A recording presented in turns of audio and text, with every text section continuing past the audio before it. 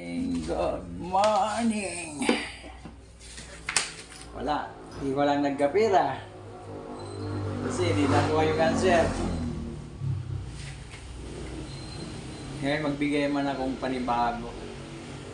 Ito medyo madali ito. Medyo madali na ito eh. Parang ganito ngayon, linggo. Diba linggo? Tungkol ito sa sabungan. Ngayon, linggo. Pupunta ako ng sabungan.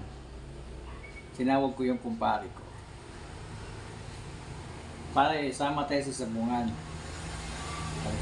Sabi ng kumpare ko, pare, ayaw ko, wala akong pera. Ngayon, para sumama lang yung kaibigan ko, ako nagbigay ng kondisyon sa kanya. Sama ka lang, pare. Ako bahala sa'yo. Basta tuwing panalo ko, bibigyan ka ng 500. Hindi, siyempre, kumain ko, pare. Hindi sino pa naman dun eh. Tuwing panalo, bibigyan ka 500. So, ganito ngayon. First win. Binigyan niya yung 500 yung kumpare niya. Anong sugat?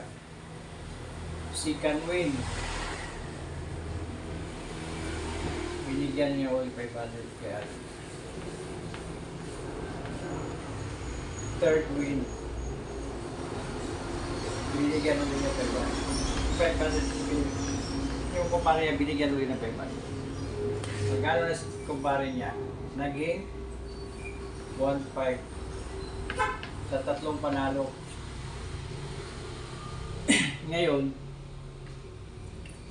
ang pera niya naging 100 na lang. Kaya hindi siya makasugal sa pang-apat. Kasi kung manalo yung 100, 200 na lang. Hindi na siya makabigay 500.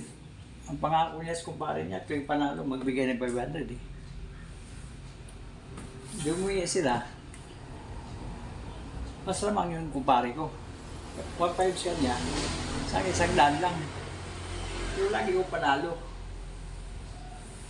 Ito naman ulit. Ang tanong.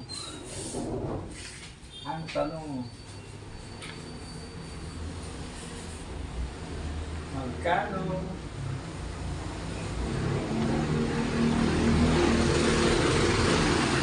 Wala akong pera.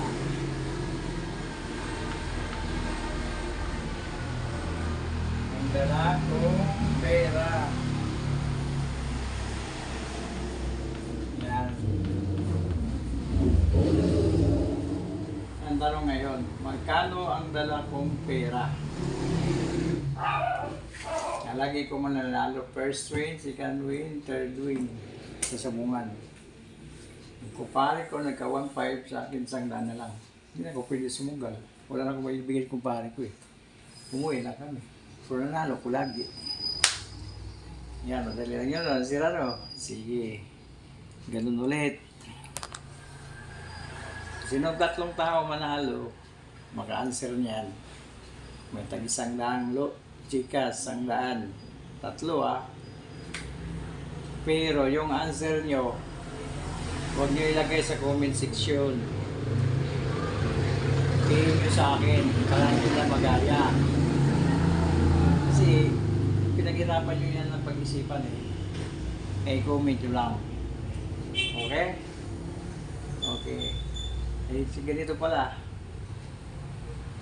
Yung una at saka unang tanong ko at saka itong pangalawa, sabay-sabay ko yan i-reveal sa inyo. Paano, kung magkano dala nilang pera. Okay? Thank you. Bye-bye.